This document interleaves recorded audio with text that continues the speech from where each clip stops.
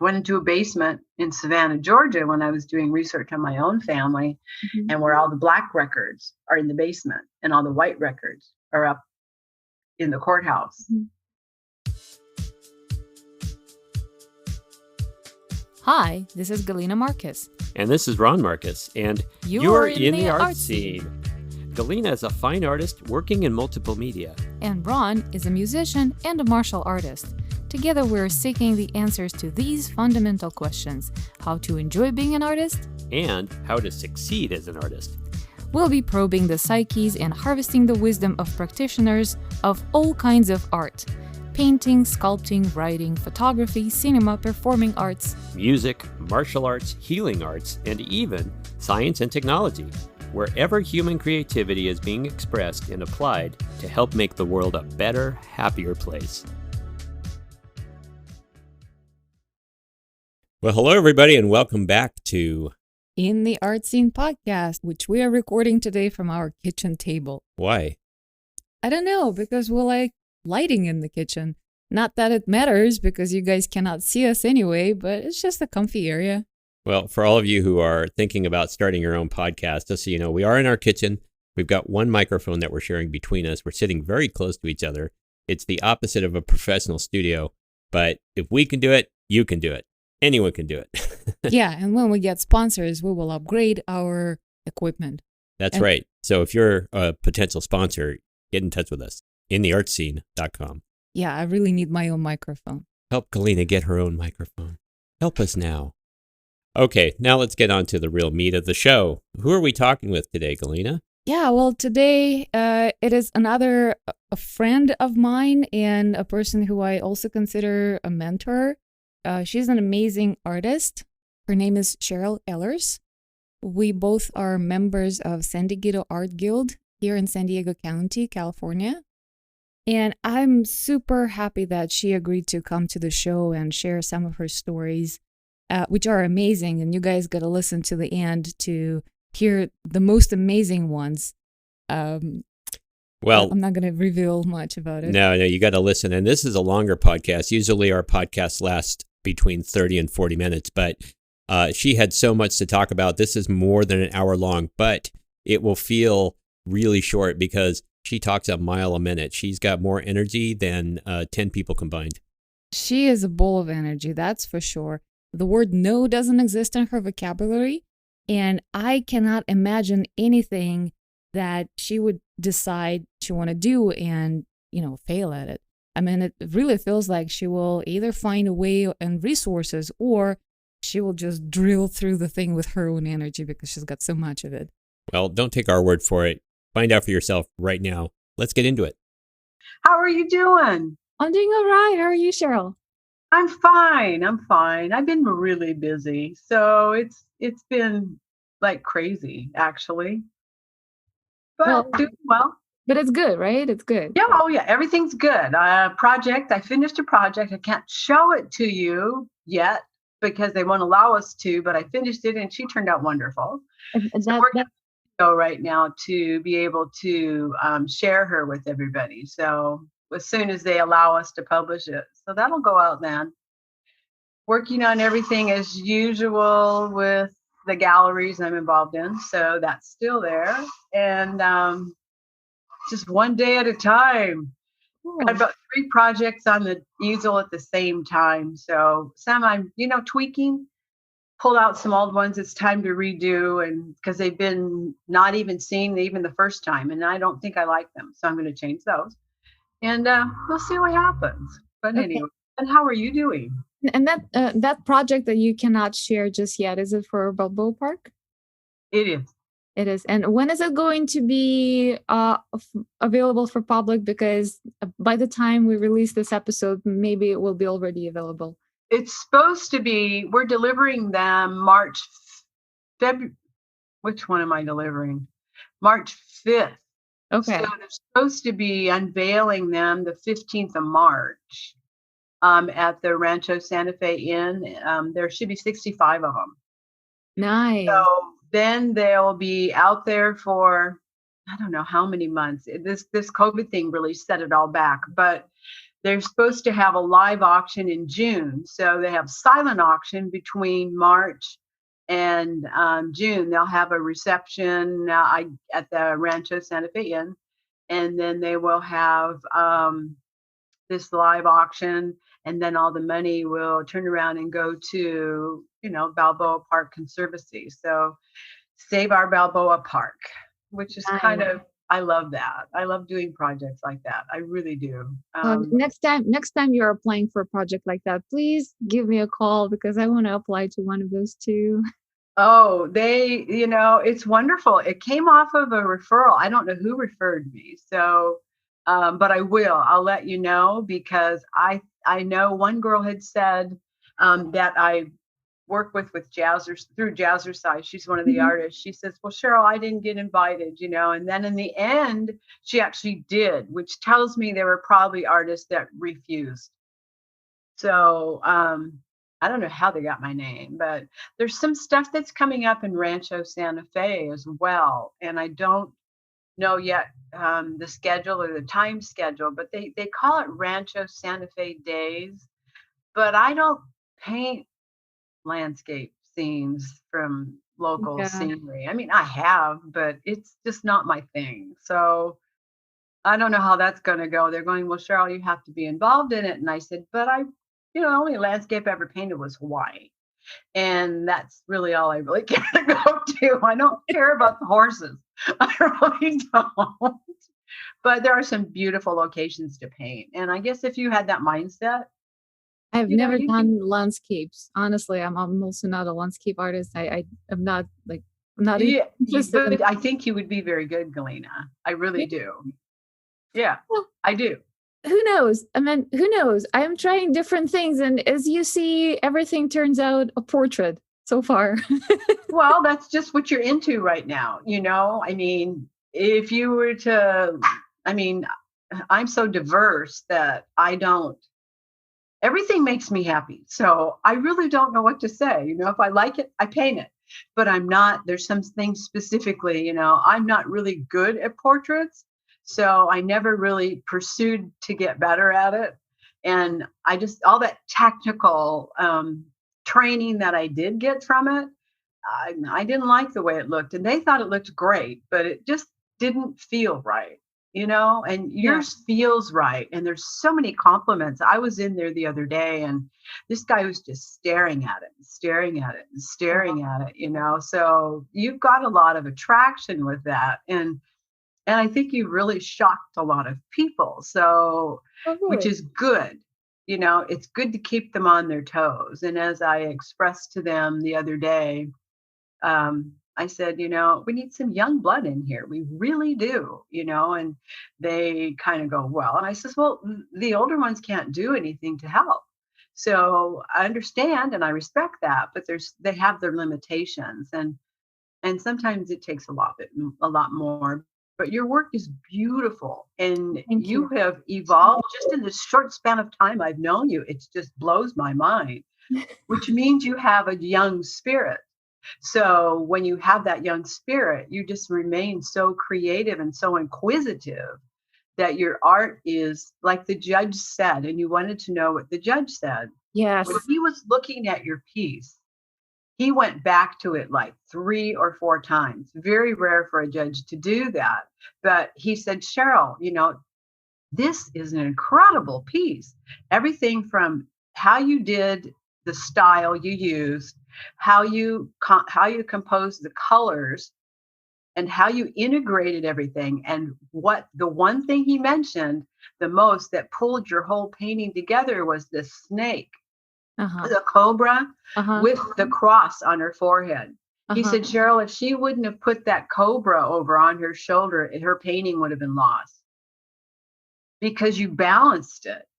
So you took a unique and a very unique form as well. And, and I said, well, she was explaining to me, this is her yoga teacher, and the snake's very charismatic, the cobra is very charismatic in that culture. So, and putting it together, but he just said the composition, the way you did it, it blew him away. Now, I don't know if you're familiar with this gentleman, but his name is Gary Johnson. and he is a fabulous wildlife painter. So that got me, first of all, because he's a realistic painter, and he does watercolors. I've had him do demos for me before, and some things I've done. And one of the shows I did called Zoonitas brought in 35 artists that I liked, that I knew had the talent to do, that would bring the show to a much higher level, in which it did. And him, I mean, the art of the artist, if you've ever seen the Zoonitas video on the website, it will blow your mind. I mean, they were so good. So good. And they were so enthusiastic, so cooperative. I mean, so receptive to anything. And we had one of the biggest events the city's ever had with a group of artists before. 60 donors. I mean, the auction table was 9 8-foot tables long. It was huge. It was huge. And it was fun. And he asked me, he says, are we ever going to do another one? You know, and I went, I'm thinking about it. And I've been asked by the city to do another show, but I don't know if I want to do, this was all wildlife. So, I mean, it didn't matter what kind of wildlife, but it was a fundraiser for Rancho Coastal Humane Society for them at the time. And they brought in, and they carried their weight. We carried our weight. I had friends that donated their band. It was amazing. And then the city, because of all the efforts that went into it, they actually put it in their news media, which they don't usually do. So we were really supported by the community, by the city, and it took 6 months to put it together. So wow, we'll see what happens. But I'm looking to.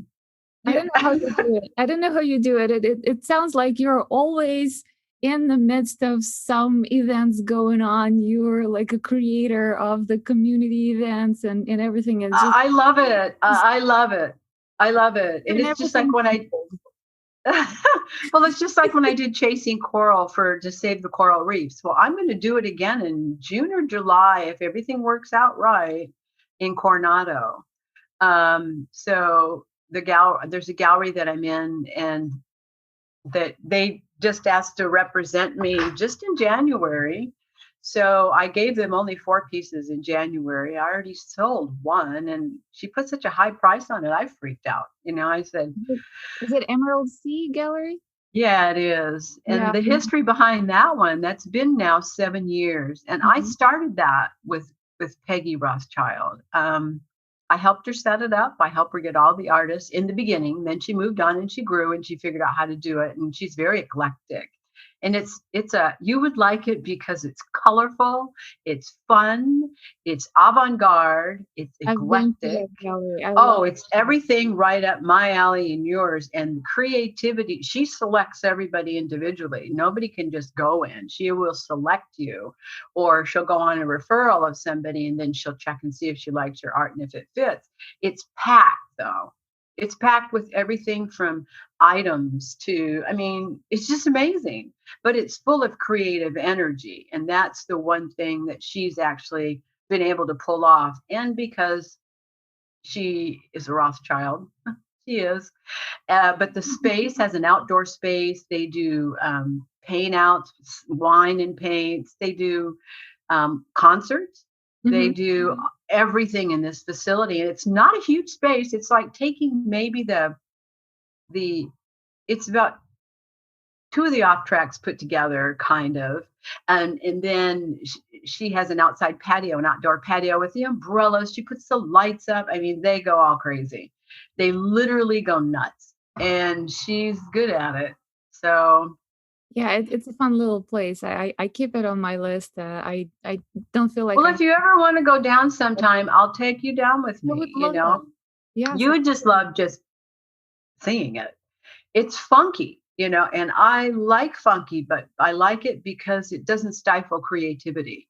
And all the artists are different. Everybody's doing something different, you know, and all price ranges, and it blows my mind. But the glass work in there is one of the artists I used to have at the city, which is Bloomberg, and another one is there's these sculptures. There's a sea lion that's made out of glass, colored glass, and big ball on his nose. And he's huge, and I had a friend that brought in a life-size lion, carved lion. He's a wood carver. And then he brought in, no, he didn't bring in, but he has a 10-foot dragon. And I used the 10-foot dragon at an arts event, and I served root beer floats out of it. His chest opens up, and it's actually a beer dispenser. Wow. The idea was I was going to get him into the breweries in Carlsbad, but everybody wanted him to do everything, and nobody wanted to give him anything. The tail is 10 feet long, for Pete's sakes. He stands 9, and his name is Grog. Uh-huh. Gorgeous. He's got wings. He's a dragon. And it's just absolutely stunning. And I did 2 events with him, one on the streets, and then I did one in my pop-up galleries. He's followed me everywhere. He was part of Zoonitas too. We had 2 giant life-size lions that took a crane to put it on the stage. So, I mean, we love doing fun things. And everybody keeps going, when are we ever going to do one of those again, Cheryl? And it's like, I don't have a space. I used to be able to have carte blanche. I was the event coordinator for the city of Carlsbad. So I took care of all the arts for the city.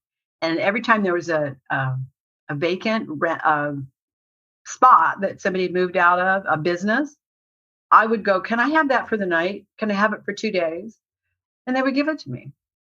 So I would just bring in these 25 to 30 artists, and they would just I had some of the off-track people in. Well, we didn't sell enough. I said, well, you've only got 12 hours because it's called a 10-hour art gallery. I have a banner under the 10-hour art gallery. And we were in and out in 12 hours. We hung our own art, and we were out, and the place looked just like this. The walls were patched, everything done. And we left. We'd leave at midnight, so we'd do events. We'd be there. They'd let me open up in the morning. And we all did our shifts because I was working at the time. So I would come in and usually take over the longer one. But we'd go in, set the whole gallery up in 2 hours, done. I mean, everything from the front desk to all the art on the wall, preparing the receptions. We always had a reception. We always had bands in there. We had a blast. And it was that was fun. It was fun. Every single time you talk, I feel like I'm badly missing out on things. I'm just missing out on everything. No, they're not around anymore. That's the problem. People are, it's very difficult. I mean, I dropped my insurance, my art insurance, because it was getting too expensive, but I had it for Stardust. And I had to because I was in the schools.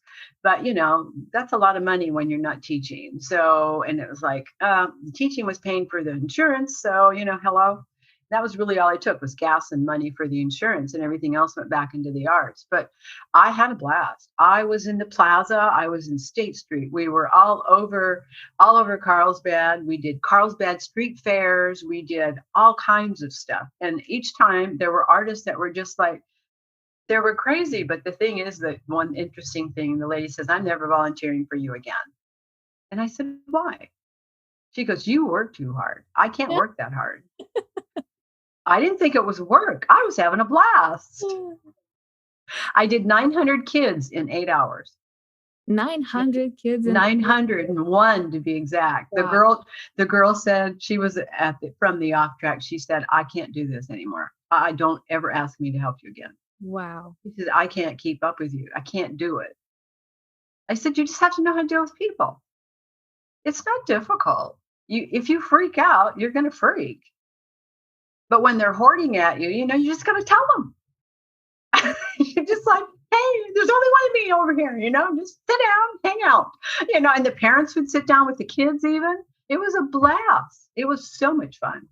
So much fun. There's a couple videos on my Stardust Arts channel that have all those events in them. And they're just a blast. I got invited to, let's see, was it Dana Point to do an event and brought Stardust in with the event. I got invited to City Del Mar to do that. I have a thing called the Mad Hatters, and it's just a blast. It's all hats out of brown paper bags, but they are so creative.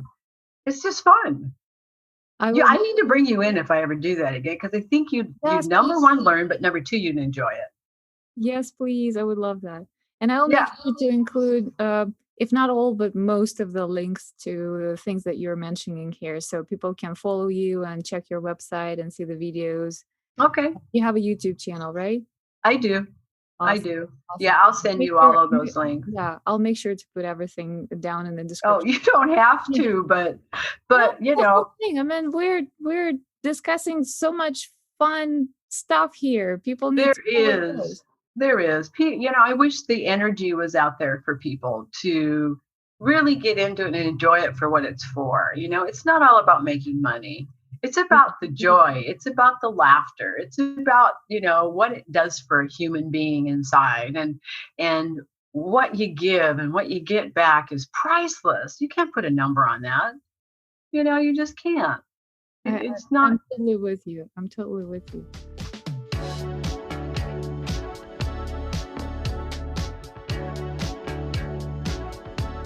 One specific question I actually had prepared for you today.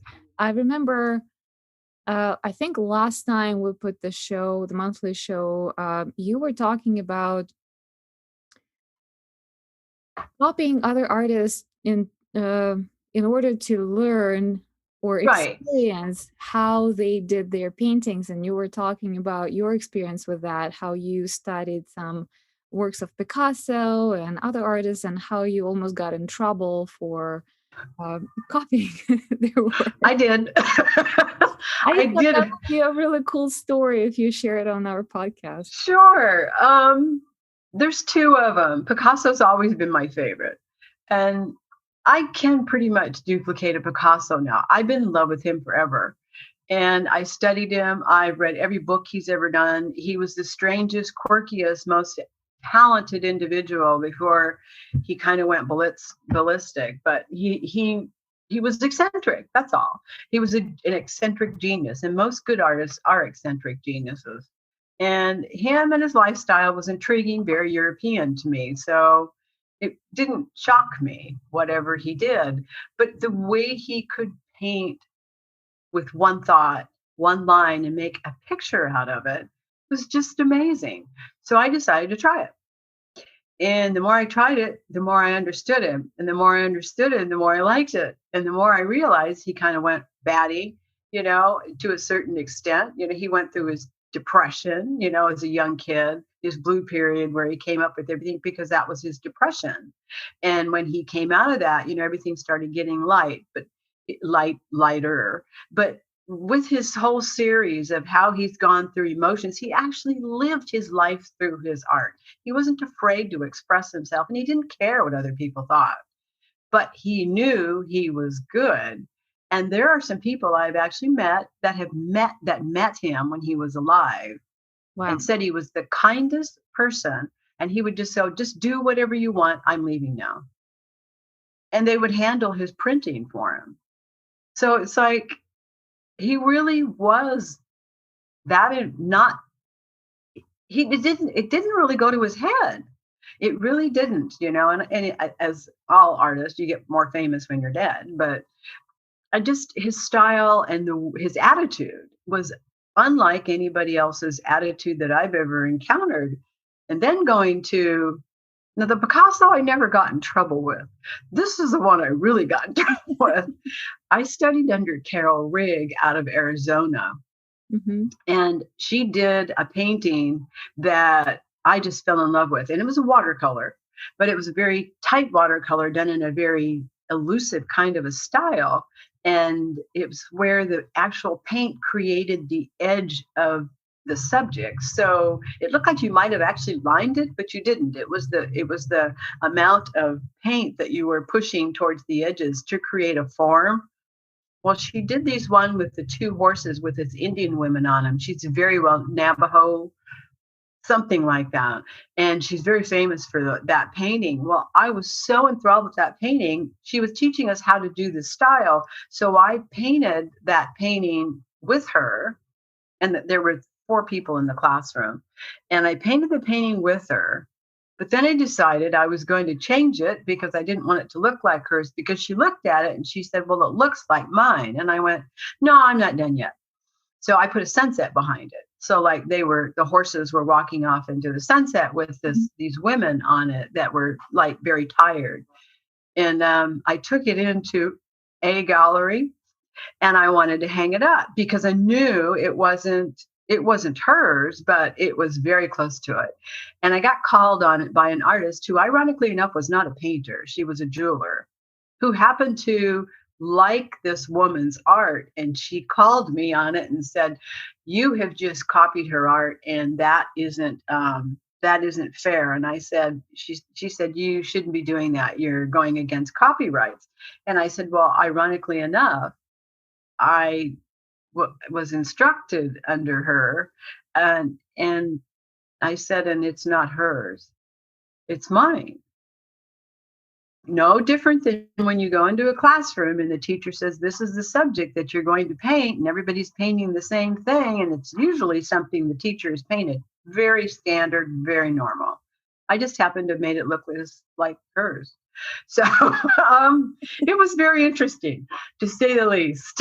But it's those kind of things happen when you get passionate enough about something. You'd be surprised. I did the same thing with a Peter Max. I love him, but at the same time, I changed the whole headdress on the Peter Max. So it didn't, if you were to compare the two, you'd almost think they were duplicates. But if you look at the headdress, completely different style on the headdress. And that was another one I got called on before. And I kind of put it away, but I still love it. I don't care. I think it's a tribute to a master to be able to, that's the one thing Picasso always said, if you're a good artist, you're going to copy somebody. And that's an honor to be copied by an artist who does it as well as you can, or close to it. I don't think you could ever do it as well as any master because they know what they're doing, or they're trained well enough. But, when you're just somebody that's passionate enough about it, I think you can almost create anything. And that's kind of the same thing you're doing. You're really good at it. You're good, but you've got the style about what you do.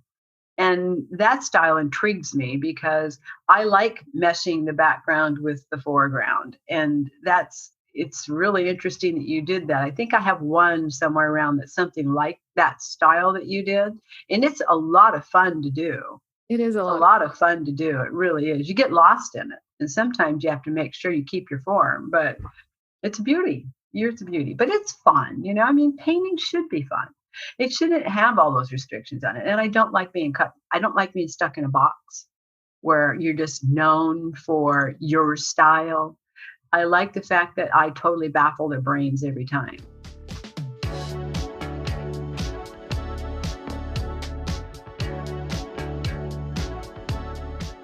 Yeah, I am still trying to keep myself accountable and create a series, but so far my biggest series is 3.5 pieces.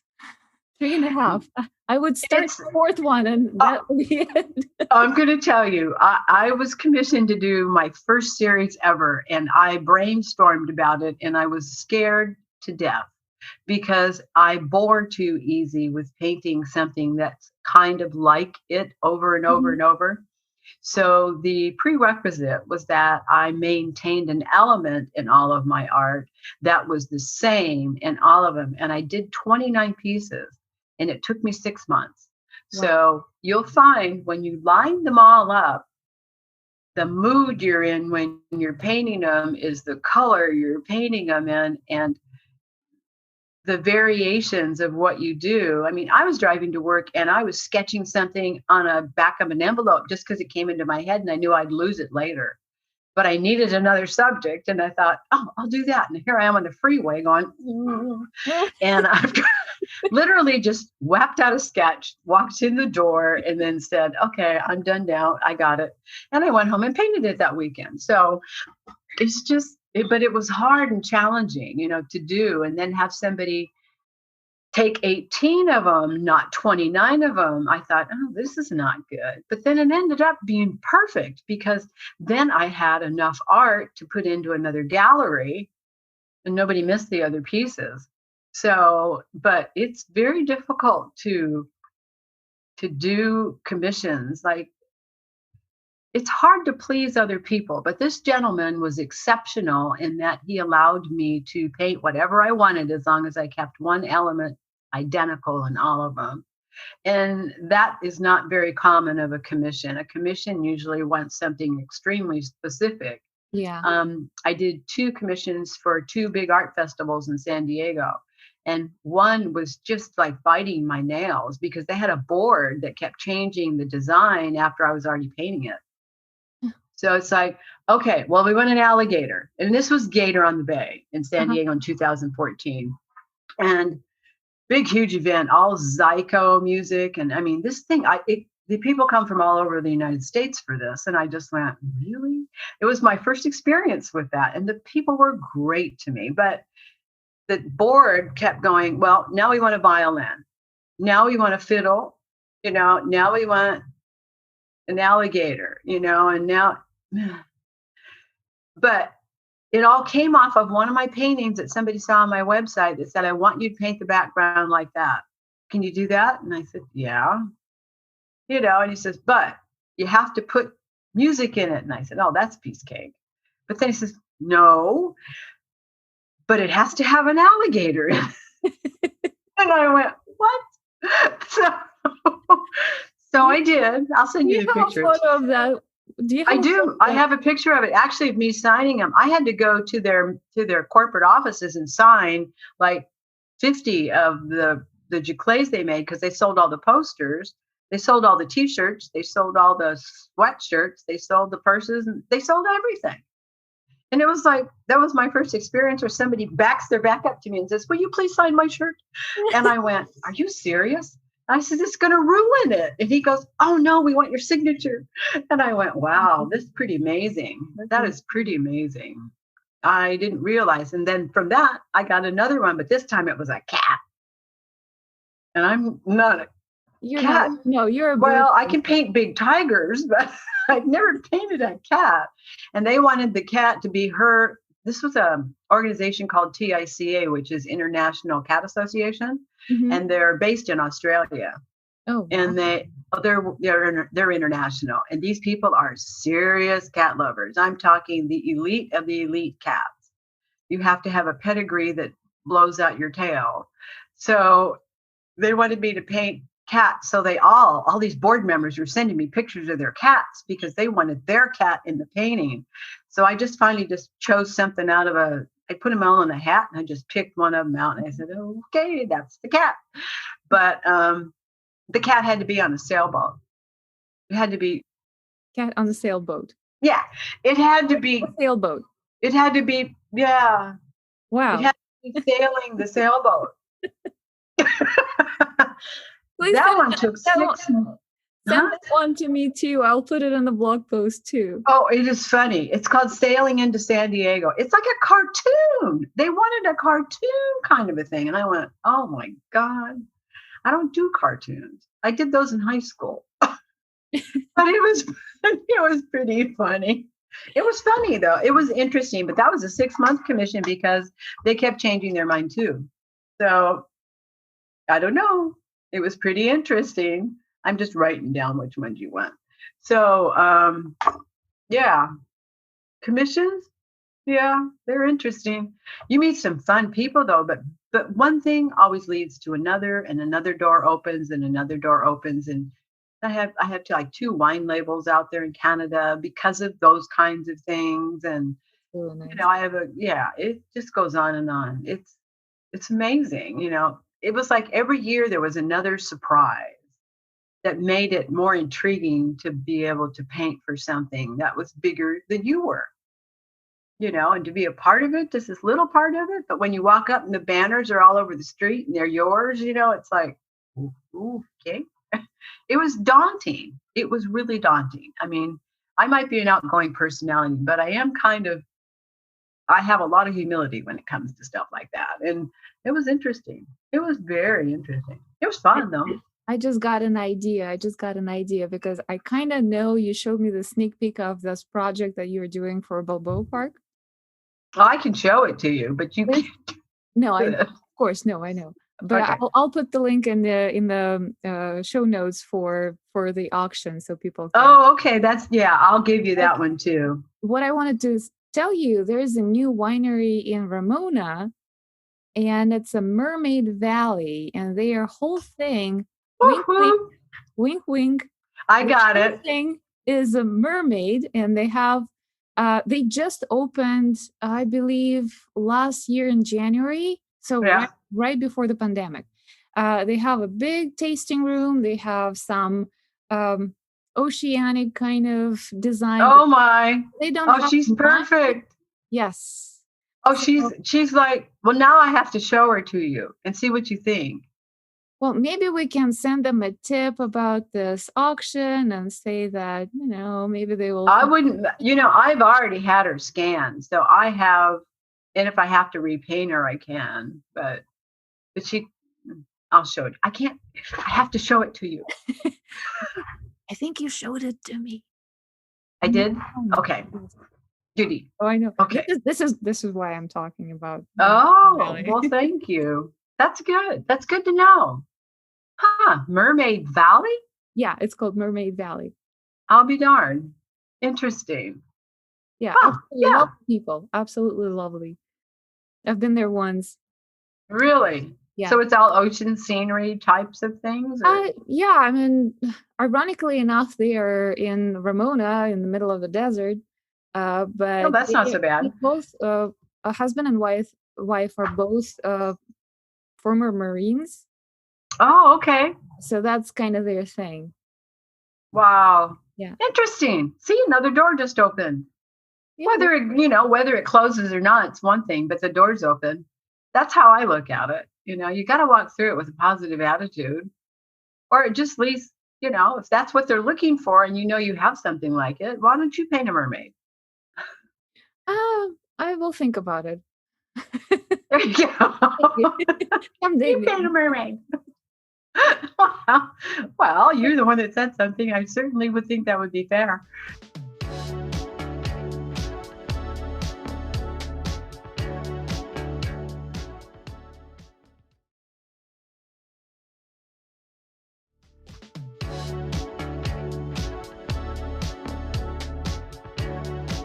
I know that you just applied for another project that possibly it's the same one I applied, the guitar design. Art Reach. Yes. So is it the first time for you to apply for that? Oh. For Art Reach, yes. I've done it before for an Alzheimer's group, a group for Alzheimer's. I also did it for the Ratty Hospital before. I did, and then there's another one I did. I did one that were all paint palettes that had to be painted. They sold the wooden pallets, they give you the wooden palette and they auctioned them all off. That was for a hospital, I think. That was for the hospital down in San Diego. And then I did the Ronald McDonald House. I did that one. The kids were so stoked when I brought in the paintings. They were so happy. It was so cute. And then, those are the only ones I think I've done that I can remember. I'm sure there's more, but I do a lot of charity work. Specifically, there's one in North County. It's called the African American Women's Association I belong to. And they provide scholarships for females to college, for vocational colleges. And once a year they do an event. They didn't have to do one this year. They do it in October, and it's called the Gentleman's Gourmet. And all the money that they do an auction. So I provide a lot of their auction pieces for them, amongst other people too. But that's my way of giving back. So that goes into their fund. But they usually give out about up to $100,000 a year in college scholarships to girls. And then those girls from the year before come back and they have a very fun time. What it is it's a gentleman's buffet, and you go through, you pay to get in the door, and there's entertainment, and there's the buffet, and there's the auction. And you get all this food. You get to taste all this everything from Creole to whatever. And the chefs are all there from all these different places, and they make their own food. And then they're from restaurants, and some are just people, and they make a lot of Southern food. So you get to go through that. And I'm a judge for their tastings. We do a gourmet tasting, and then we do that privately before they set up the gourmet thing. And they give awards to the chefs, along with money to the chefs to keep their businesses going. And then they donate the money to the girls and college scholarships that they select. They do a lot of mentoring for females. I did a seminar one time for them, and it was about succeeding from really basically nothing, to if you just try, you have to apply yourself and go into that. So they brought in women that had different backgrounds in trades, and you had a class that you got to speak with, and it was like a rotating class. So the seminar just kept going. The groups just kept switching between room to room to room. They usually do it at the university. I think it's San Marcos. And that's very interesting. So one year I got the whole program was my art. It was called Reaching for the Stars. So it worked out really well. And I've done their programs twice for them. So it's really an honor, to be asked to do that. And they've actually sponsored the Stardust Arts before, along with many other corporations. So it was fun. It's fun. And I missed it last year. I wouldn't have been able to go anyway because I could hardly walk, much less stand up. So I was kind of glad that they didn't have it, because this year they most likely will, because I know it's a big benefit for them. They did one year, they did this chocolate factory. They did, on top of the gourmet, they did a chocolate factory. Everything there was chocolate. Even the mashed potatoes had chocolate on top of them. No. The desserts were in big, huge martini glasses with chocolate. And that's how you got if you wanted your food. There was that was amazing. Everything was chocolate. The whole place was chocolate. It was like a chocolate lover's dream. Oh my God. And the women were dressed to kill, and they can dress. So we were, from evening gowns to big hats out in the middle of the night, it was amazing. It was just amazing.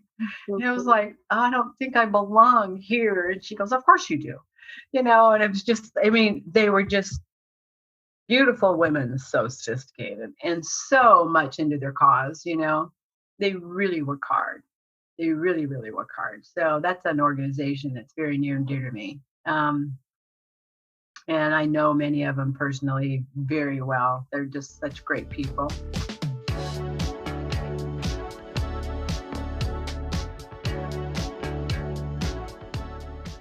You just never know who you're going to meet. And you never know where it's going to take you. And you always have to be open to anything, and I think you know me well enough to know no doesn't work. That's not acceptable. So if you want to get it done, you'll get it done, but no is not in my vocabulary. So I know that. I have no idea how many hours a day you personally have, because normal people have 24. You probably have I never have enough. Because, I write things down before I go to sleep because I have too much in my head.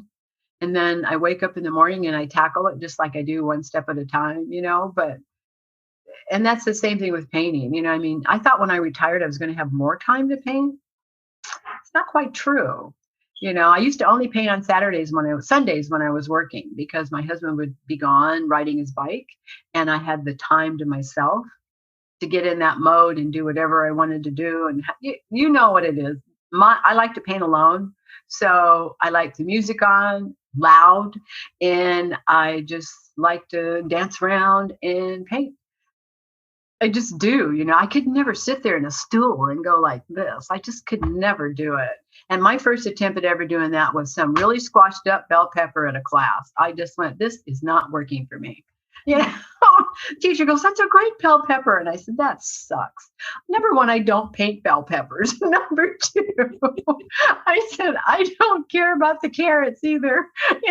So it's like, And she was a famous painter for the San Diego Fair. She was the watercolorist that used to do all the design work for the fair. And I just told her I was really sorry. Because I just can't do that. No. I'd been painting already it was a gift. So I did it out of a kindness because it was a gift from an elderly gentleman when I was doing genealogy. And it was kind of like a bartering gift. So let's see I went, but I think I only went to 2 classes and I said, I can't do this anymore. I'm not going to sit there and you can't put me in a box. Boxes don't work for me. There's no box that can contain you. I know that. Well, thank you. That's a nice compliment. Anyway. Unstoppable energy. I wish.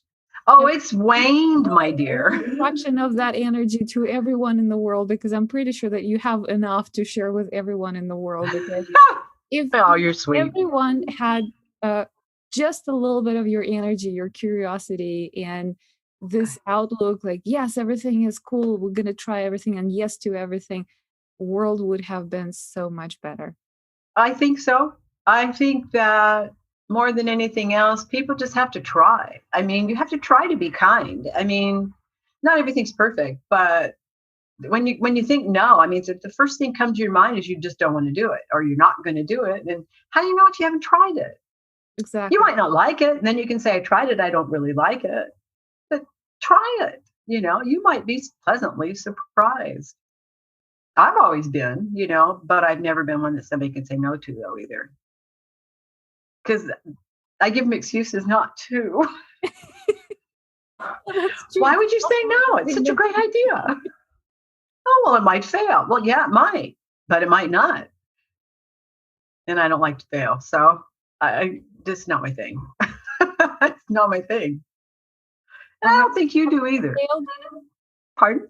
Have you ever failed? Oh, of course I have. Yeah, I was disappointed. I was very disappointed one time. I didn't get selected for something that I went through 5 boards to get to it finally. And one person said, well, if you can't fireproof a feather, we can't take it. So you know what I did? I found the stuff to fireproof a feather. And then they said, I did. I went to one of my friends at Ace Hardware, because a person can't buy it. It had to go through a distributor. So I found the product. It was in New York. This little tiny can, about $120 for this little tiny can. Wow. Yeah, and I have, you've never seen my gourds, but I have not, no. Yeah, that's what they wanted me to fireproof. And so I said, okay, I'll fireproof the gourd. But you can't really fireproof feathers without making them go muck. So they were going to be in a glass case. You put feathers on the gourd? Yeah, I'll go get you one. You got a second? Okay. Getting Mo off the shelf. His name is Mo. He'll bring him to me in a second. It's too high for me. I'm too short. So he's going to get him off the shelf. I started a collection. I had 21 of them, and I copyrighted them all, and they're all registered with the Library of Congress. So wow. And you had to fireproof them. Yeah. Wow. But the whole bottom line of this is they were taking art that was canvas and oil and varnish. Do you think that's fireproof? Yeah, that's true. It's not fireproof. So then these were even going into caves. Well, this is part of them. He's a little dusty. This is Ronaldo. Oh goodness, he's gorgeous. He's gorgeous. Yeah, it's Ronaldo. Come here. Gotta say hi. Hi, Ronaldo. Yeah. You have to send me a picture of that too. Yeah, Ronaldo, he got in the magazine, didn't you? Yes, you did. You got in the San Diego magazine. They all did, actually. It got in the newspaper, too. I don't know where the lady found me. She says, I really want your gourds in the newspaper. I was Home and Garden or something like that. But anyway, there's a whole collection of them. So they all got registered, and I still have like 5 left, but I don't care if they sell or not. I love them. They take about a month to make. They're African gourds. They're African dipping gourds. And I had to order them from Pennsylvania, of all places. They don't have them out here. I went to the gourd place in Fallbrook. And then I went to the one in, there's another one in some creek place or something. I can't remember. Rainbow Mountain. There's another one in Rainbow Mountain. And they don't have these types of gourds. So they take about a month, and they're all formed with Fimo and wood and iron and gourds, and then I paint them. Most of them have been sold. Like I had two of them. One was Elton, named him after Elton John, of course. And he got sold in Fallbrook, and he got strapped to a seat, and he had feathers like all over the place. This Ronaldo's tame. Oh, yeah. Ronaldo's tame compared to what they are like. And the tallest one stands almost 3 feet tall. Wow. Yeah. So they don't fit in the gallery. I had them in there one time, and they would only allow me to have one. And I said, I'm not putting, they don't fit in the cases. So anyway, he got strapped into a car, a convertible.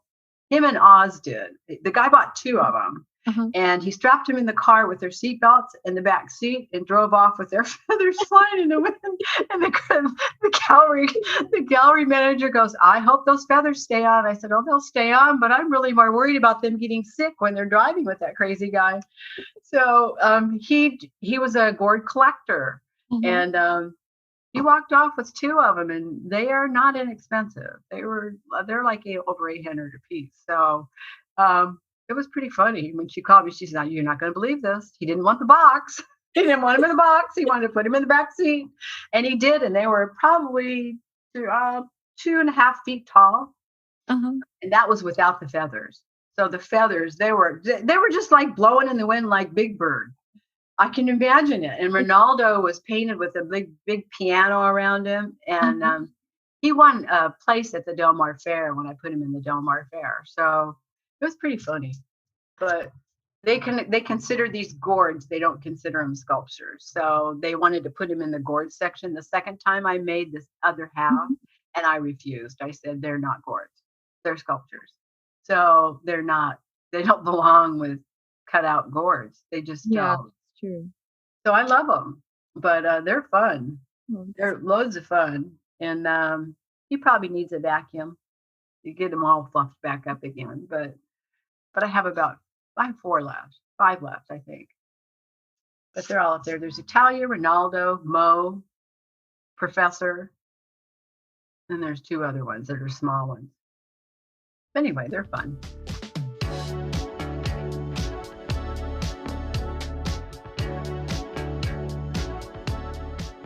You're truly diverse. Like, what haven't you tried? I know that you're doing a lot of digital art right now. I started it. It's not. It takes a long time, and I have no patience. I did that thinking, I was going to like it, and I don't really enjoy it because, how do I put this? I don't mind creating the element that you work with, like the circles, and then making them whenever you want to make them, like I did. But it takes time because they're one at a time. Each one, then the elements start going together, and it's like, whoa, and you have to actually think you're on drugs or something to do it, because they just, I got circled out. I just started painting bubbles on everything, so it was like they were just in my head, and I started painting bubbles. So it's like in artwork, I finally said, I can't do this anymore, so then I started finding I was doing bubbles, and that's where all the bubbles came from. I was still getting it out of my system, and it's like, I don't know if I want to do that anymore. And then, there's like, we have art that you've seen that we hung on the wall. I won't mention the artist's name, but it's marked as digital art. And all it is images stuck together. Well, that's not digital art. So that's computer art.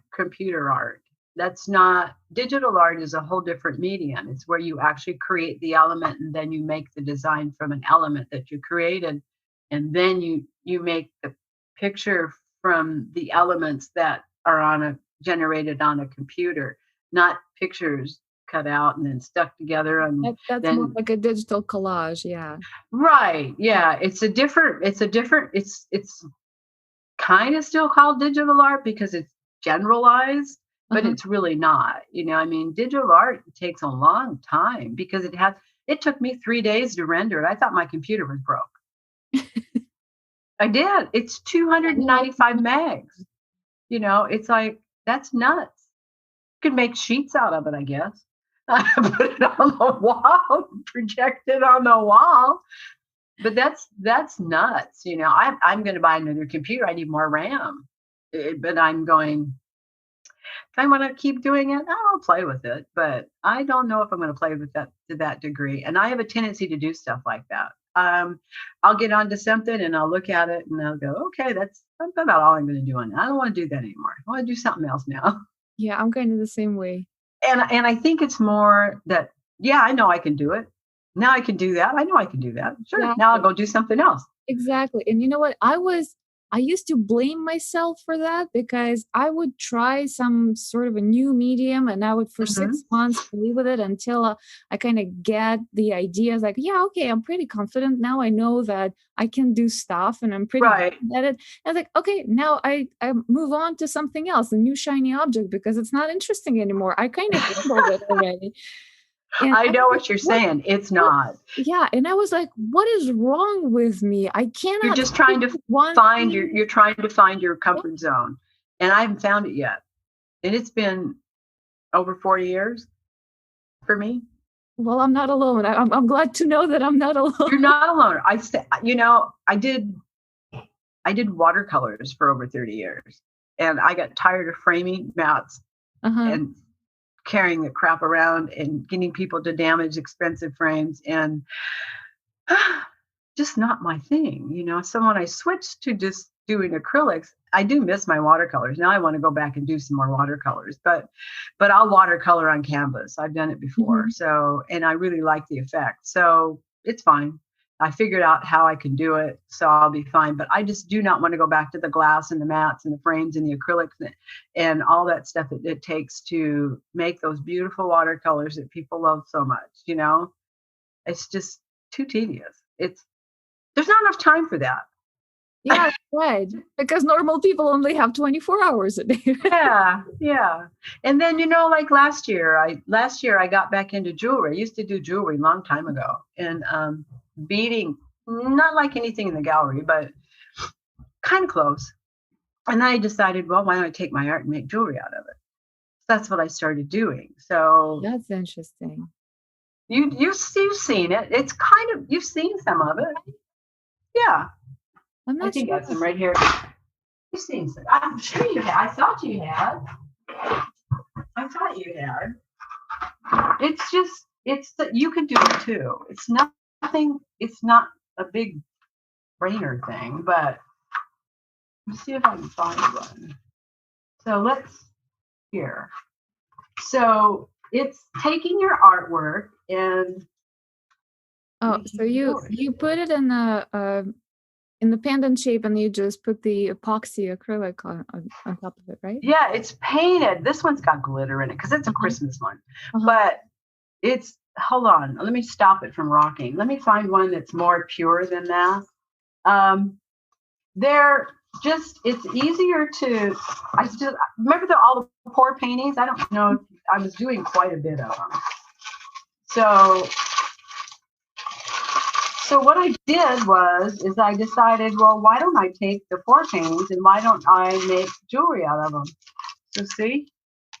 Oh yeah. So that's, they're really awesome. It's hard to see with the lights glaring it. But it's the pour paintings. And they're under glass. So it's interesting. Everybody loves the hearts, but everybody likes hearts. But I saw a lot of them. And then I started painting on copper, which I really like that effect. But normally what I used to do was semi-precious stones. Raw, like just rolled or something. Because you see, this right here, that's a bracelet, but that takes like forever to make. That's jade. Mm-hmm. So it's just one of those things where I was bored. And that's just what I did. But I used to sell these like crazy. But then I stopped. I just got bored. I I totally. only have 2 left of the whole things I've ever done in my whole life. And I kept them because I like them. I like the colors of those. I have a red one and a green one. It's Christmas time. So if I don't ever sell them, I wear them.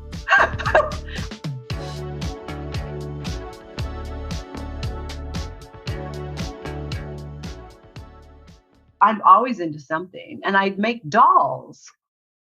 You made dolls? Yeah, I'll show you. I have to take you to the dolls, though, okay? Because they're in a glass case. Yeah, I learned how to make porcelain ceramic dolls, but I sew. I'm a seamstress. I used to make nothing but Halloween costumes. So that's kind of what my forte was. I don't know if I can get the light on. See if you can see them. They're gorgeous. Let me see if I turn the light off, if they look better. There you go. Yeah. So they're dolls. So I made their faces and then I saw their clothes. They're all wizards, except for the jester. Yeah. Wow. They're all mink and velvet. Well, and thank you for a little tour around your house too. Oh, I'm sorry. I'm sorry. No, it's nice. I was, kind of in the back of my mind, I was thinking, how long can she sit in the studio while we're talking? Not very long. No, not too long. Not too long. I know, not too long. No, not too long. Not too long. But anyway, no, I have many interests. And, I used to do a lot of clay sculpting of actually human form, believe it or not. But it hurts your hands. So I stopped because it was either that or the painting. Because when you're molding that clay all the time, it like really hurts. And I'm just not into that. So I need to keep my hands for as long as I can, I think anyway.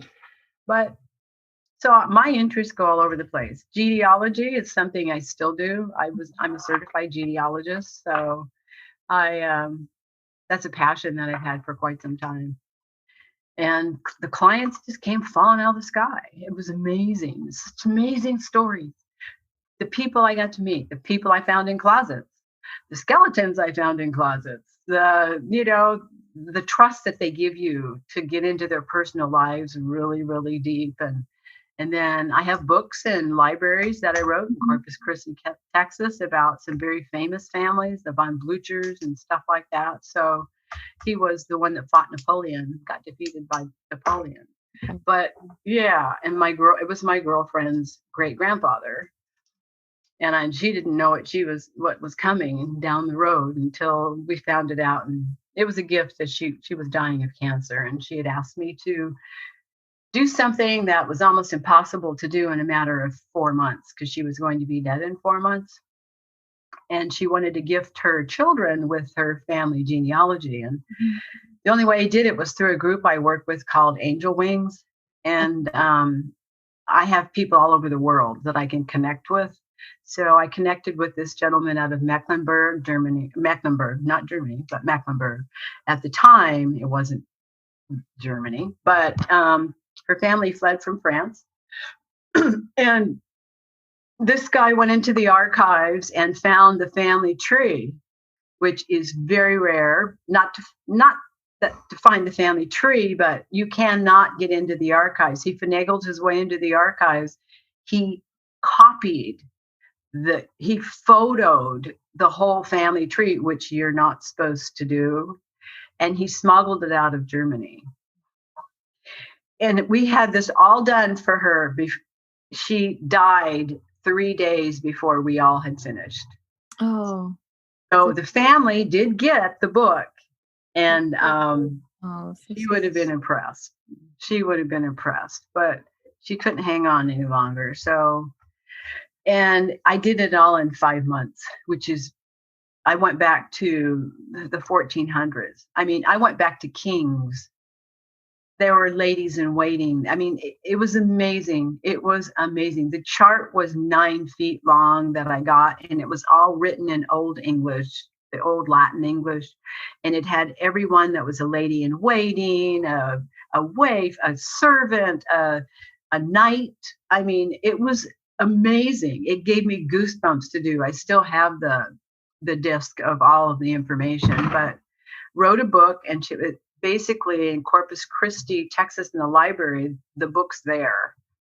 And the kids all have their own book. So it was a wonderful, wonderful feeling to be able to do that for her. And Patty was a very, very sweet person, and it's a shame she had to go that way, but she did. That was her one request. So I couldn't turn her down. Couldn't turn her down. I sure as heck didn't know how I was going to do it, because when you're not there to do, I used to fly all over and do research. And I actually saw the 1965 census records before no one's ever seen it yet. And I actually went into a basement in Savannah, Georgia, when I was doing research on my own family, and where all the black records are in the basement and all the white records are up in the courthouse.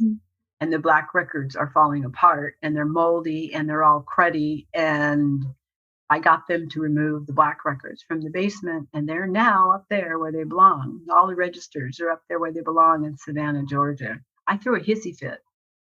I can't. I really did. I went to the mayor. I said, anyway, make a long story short, got it done. That's how I look at it. In a nutshell, what you're capable of in 5 months, put together information from Europe, from 14th century onward, and get a few people along the way to commit some, illegal actions. That's, ladies and gentlemen, this is Cheryl Ehlers. Well, when you're doing it for the right reason, it works. You got to have heart. That's all there is to it.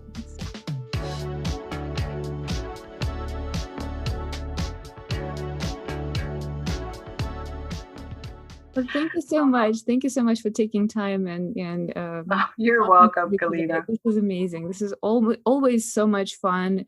You have endless archive of stories. You and B Gold are two people I can talk to I don't know, day in, day out, nonstop. It feels like you can continue 24/7, and no, I poop out. I do have my moments where I just go, that's it. I'll be back later. I gotta go now. I will love to have you again on the podcast. Oh, thanks. Absolutely. Oh, you're doing such a great job. You're really doing a great job. Thank you for all you do, and for just talking. It's great. Thanks for having me here. I really appreciate that. But because I know you're a busy lady too. Yeah, I like to think that this little blog and a podcast is my way to give back to the art community. See, there you go. You're no different than I am. You're doing it with what you have to do. It's no different. It's no different. And if there was more of us all around, can you imagine what we'd be able and are capable of doing as a group? Absolutely. Especially when each one does what they do best, and then putting it all together. Wow. To me, that gives me goosebumps, because that is amazing. And I know exactly what it can accomplish.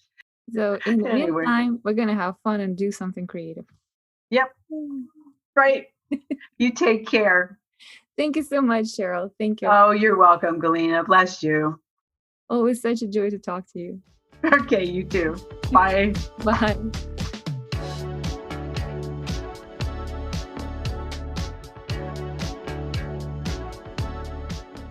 Woo! I need a break. Yeah, me too. Although I really love talking to her. Yeah, well, talking to her is like, fasten your seatbelts and hold on, because you're in for a wild ride. Yeah, and I bet this is not even 10% of what she can talk about. Oh, not even a sliver. So that's why we're definitely going to be having her back. Also, if you go to CherylEhlersArt.com, among her many websites, and there are links to her other websites on that site, peruse her portfolio, because what an amazing body of beautiful paintings that she has created. It's such a joy to just scroll through her website. And of course, you can always go down to the gallery in Encinitas. What's the name of that gallery again? It's called Off Track Gallery. So if you guys happen to visit Encinitas, California, please stop by and check out Cheryl's work and my own work as well. Yeah, that's right. There's a lot of great stuff there. It's a cute little gallery in downtown Encinitas. It's such a beautiful place to go walk around. You're right by the beach. And there's this beautiful little gallery that you can come check out. Yeah, and as usual, we will have all the links for you in the show notes and in the adjacent blog post. So if you didn't catch the website address, just click on the notes or go to our website intheartscene.com, find the blog post related to this podcast episode, and there will be everything you need. All right. Well, we sure appreciate you listening to our podcast. If you like it, make sure to share it with friends, and we will look forward to seeing you next time in the art scene.